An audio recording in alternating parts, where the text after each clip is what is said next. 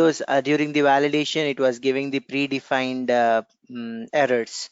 So you were asking me how to customize the error messages in the edit validate, right? So we will do that. I'll show you that.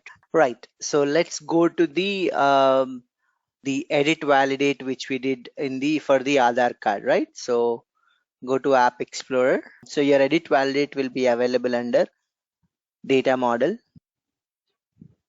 You can even search from the search bar. Can you on the right side, right side top you have search, right? So there you write validate Aadhaar, right? Search for that. No, it's a tick mark is not for the search. Yeah, that tick mark is for the checked out rules. How many checked out rules you have, how many checked out rules you have done in your application, that tells you. And this will give you what all the if you want to search for any rule, then you do this. Okay, you have to click on this edit validate Aadhaar ID, so it will open you the rule. So this is the one which we created. So this is not a predefined edit validate, right? Aadhaar ID card, right? Your number is. So in the advanced tab, you have configured this. All right. So let me run this case. Yes. Okay. So when I'm submitting this, it was throwing you an error, which is not our thing. Actually, you cannot show this to the end user, right? Edit validate Aadhaar ID is rule which you are showing to the end user, saying that this is the problem. All right. Instead, what you can do is you can customize this particular this particular message. So how do you do that? So go to the validate Aadhaar ID. You have so here we have this one, right? Written this one, right? At this particular place, we need to write small thing here. So what is that is? So if m dot matches. So basically what this m dot matches is returning is, okay, either it returns a true value or a false value. So whenever it is returning a false value, by default Pega is taking certain output and showing to us. But now let's write our thing here.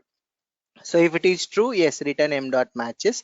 But if it is false, then what you have to do is you have to write a code like this.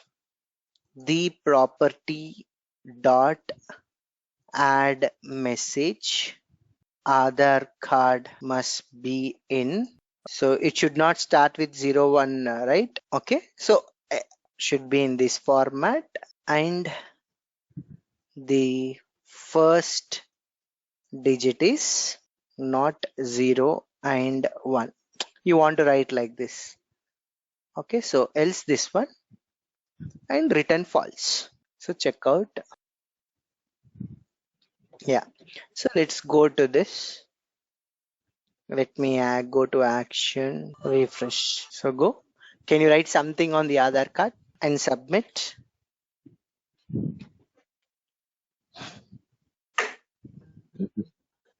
Okay, so we customized it, right? So how do you customize? Means you have the property dot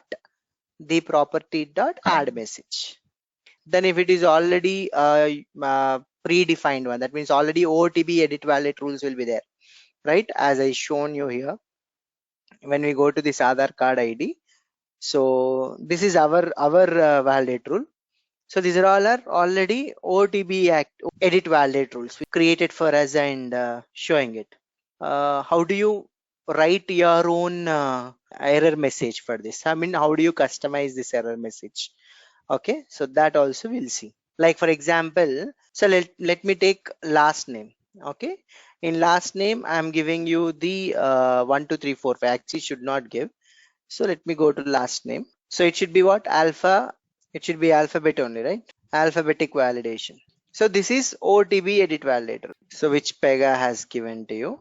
So let me first check out this because it is in check-in and I'm doing all things. So check-in. So I did that. Now let me go back to the case. Go to action refresh so that it will refresh. Click on go to. Go. So I'll write 1 2 3 4. So now can you see, enter a valid alphabetic value, it was showing. You do not want this enter valid alphabet value. You do not want to show like this. What do you want to show here? You want to mention there as example, enter a valid alphabetic value, example John. You want to show like that. Okay, right? So, but my requirement is whenever you say enter enter a valid alphabetic value for last name or first name, it should show some example like John, Alex, like that it want to show. Then how do you do that? So it is for the OTB things. So whenever you do this, this is coming from a message rule. These are all coming from a message. Sorry, these are coming from a PY message label. Okay, so this value will be available under what? PY message label. Okay, so which are the field values? So we have a field value rule. So in that field value rule, you have to modify it. Okay, so where is your field value rule? Go to records, data model, field value. So what we have, enter an alphabetic value is there, right? So we want to change that. So how to change that? So we have a field name here, or field value is also there. So in the field value, search for that, enter an alphabetic value.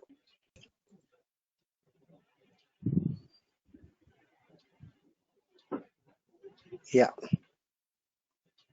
Can you see we have enter an alphabetic value here? Can you see PY message value? So open this, click on this. So here you have two value here. Enter a valid alphabetic value. Here you need to write other thing, example John. Okay, so you can write here, but if you see here, it is showing as private edit. What do you mean by private edit? Either it is being operated by someone else or it is in a locked rule set. So we'll see what is that. It is locked, so you cannot do anything. So what you have to do is you click on save as. Why you are going to do save as? Because you want to modify it. You cannot do it on a logged rule, right? So you save as into your own application, into your application rule set. Okay, so that rule set, transportation is your rule set. So here you will save this. Now let's refresh that.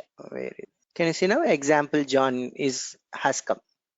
So if it is a OTB active, OTB edit valid, then you have to go to the field value and modify it. If it is your user defined ones or custom created edit valids, then you can use the property dot add message function.